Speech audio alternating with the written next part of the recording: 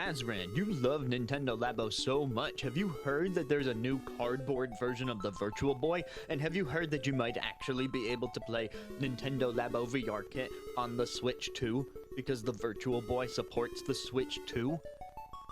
Well, look, I consider myself a bit of a Labo aficionado. I did those 2 panels on it after all, and I already tested compatibility for the first 3 Labo kits on Switch 2, just to see if there's anything that got overlooked by Nintendo. But now I want to set the record straight on the VR kit with the emergence of the Virtual Boy.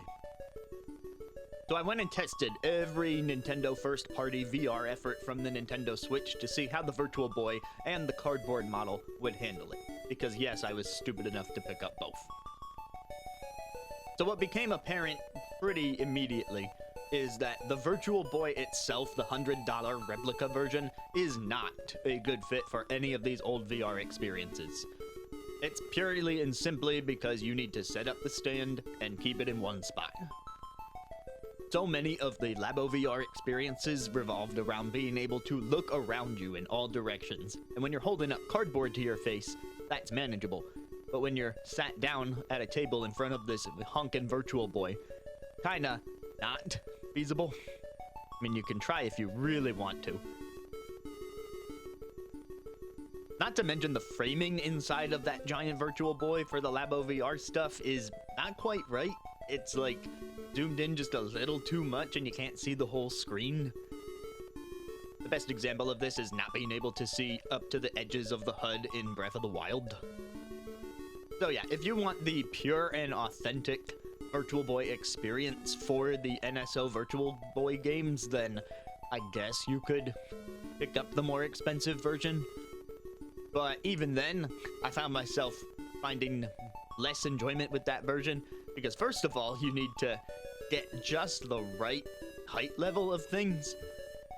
Like, what surprised me was just how hard it was to find a table height and a chair height that lined up just right with my seated height in order to sit comfortably and play the Virtual Boy.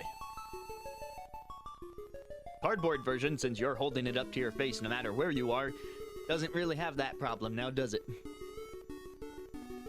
Now, this might be a bit of a niche situation, but keep in mind, Nintendo designed this Virtual Boy accessory to work with the original Switch as well as the Switch 2. The big selling point right there. It's why so many people are like, can we do Labo VR now on Switch 2? But the niche situation is, what if you're using this Virtual Boy headset and you decide, wait a minute, I'm gonna stop playing this on Switch 2 and I'm gonna boot up a file on my Switch 1 and play Virtual Boy on there. If you went for the $100 replica accessory, you have to unscrew a bracket from the bottom of the device and then screw in the included Nintendo Switch 1 attachment. That seems like quite a bit of effort. This is more easily resolved with the cardboard model, which simply has these 2 foam tabs at the bottom of the device. By default, those tabs are in position to fit a Switch 2, but if you just push them in with your fingers, then suddenly the foam inside is the right size for the Switch 1. And you can go back to Switch 2 just by pushing them back down again. So for all those reasons, as well as the fact that it's just easier to store a much smaller cardboard version of this, I would say go for the cardboard model. There is going to be one additional feature for the Virtual Boy Nintendo Classics coming later in the year, and that's the ability to change the screen color of the games that you're playing. Instead of red, it could be yellow or monochrome or green. There was a few options shown in the overview trailer. Now, there was a part of the overview trailer that I misunderstood at first.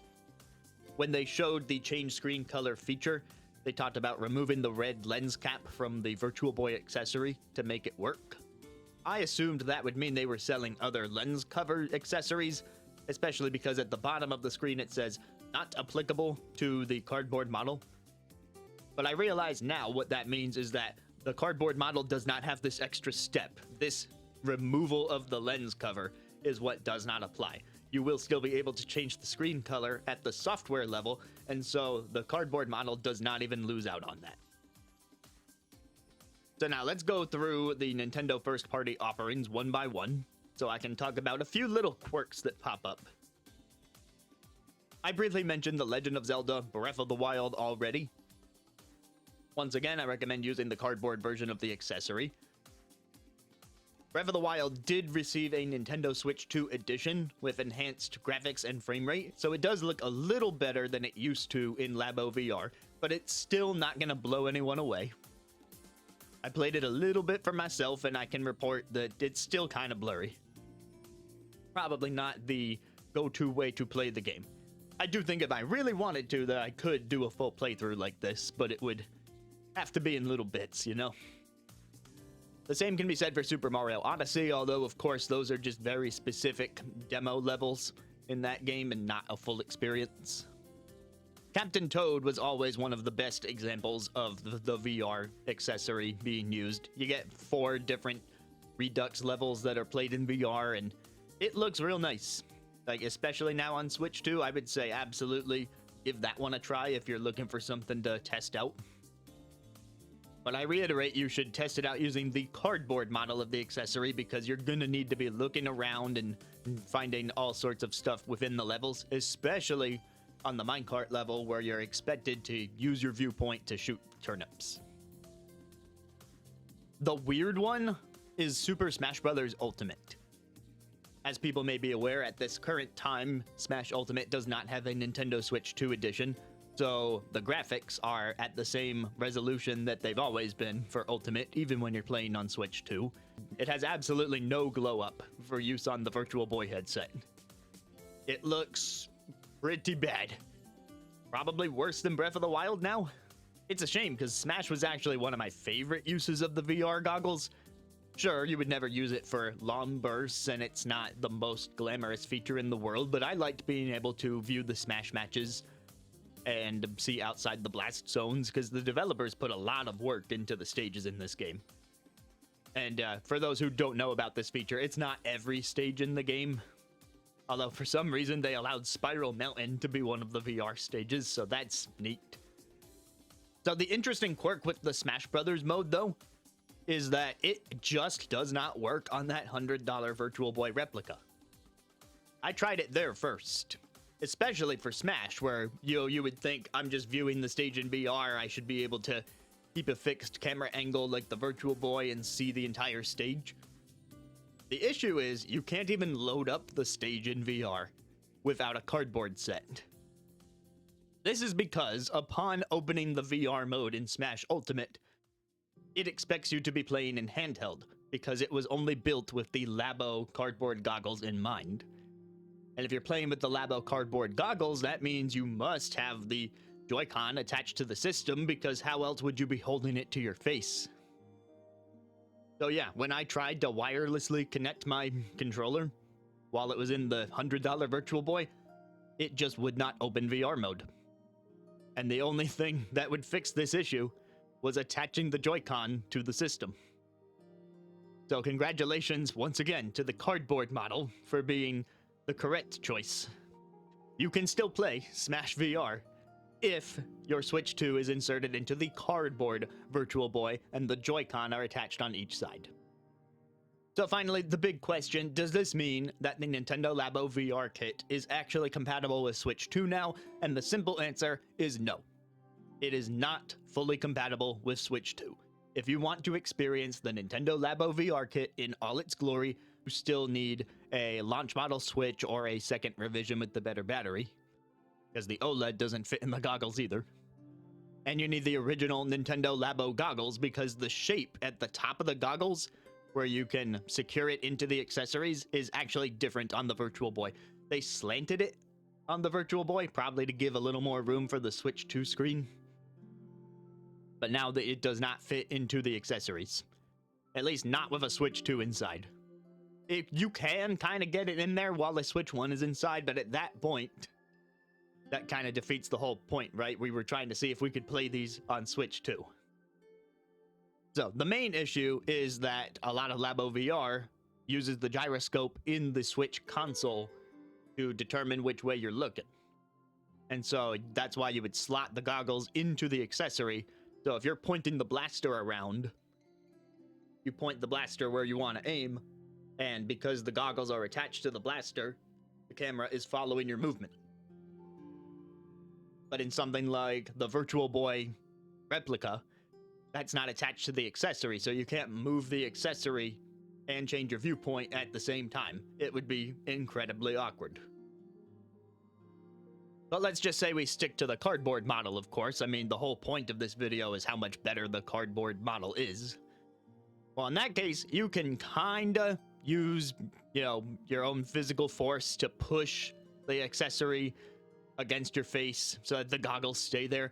But again, the shape of the cardboard model means that you can't secure it into the Labo VR accessory. So I would not try this at home. And again, it won't fit in there with a Switch 2 inserted anyway. But I would be lying if I said that you couldn't do some of the Nintendo Labo VR experiences with the Switch 2. There's an entire VR video section, and once again, the resolution has not been upgraded for Switch 2, so it's gonna be a muddy experience. But you can still get a little bit of pleasure with like penguins swimming towards you, or Mario awkwardly pulling cloth out of your mouth like a magician. There's a little VR plaza with some mini games that you can run around in just by playing with the Switch in handheld mode. And there is one main game in the Labo VR kit that should work with the Virtual Boy headset. That's the frog jump. That one only uses the wind pedal accessory, which is never attached to the goggles. So you can hold the Virtual Boy accessory against your face, and you can use the wind pedal with your foot. As long as you got a Joy-Con from the original model Switch with the IR camera to tell what's happening, then there you go. So you can enjoy frog jump, VR videos, and VR minigames with your Switch 2. So hey, it's a little better than it was before. As it stands though, I'll still be holding on to my original model Switch for any time I might get an inkling to go back to Labo as a whole, including Labo VR. And so there you go, that's all the Nintendo first-party Labo VR support that I could think of. I know there's a couple other games out there on the eShop like Spice and Wolf VR or Neon Wall, and I would say, once again, they'll probably work with the cardboard model, but if they required any amount of looking around freely, then you need the cardboard model and not the $100 replica. Hopefully this little rundown was helpful to someone with the niche of getting this question answered, because I know there's not a ton of Labo fans that are still out there in 2026. But don't worry, you found me. I am your kin. And now, I guess I'm off to play Virtual Boy Wario Land or something. If you liked this, consider leaving a like and subscribing for more like this, and I'll see you around. Have a good one. Goodbye.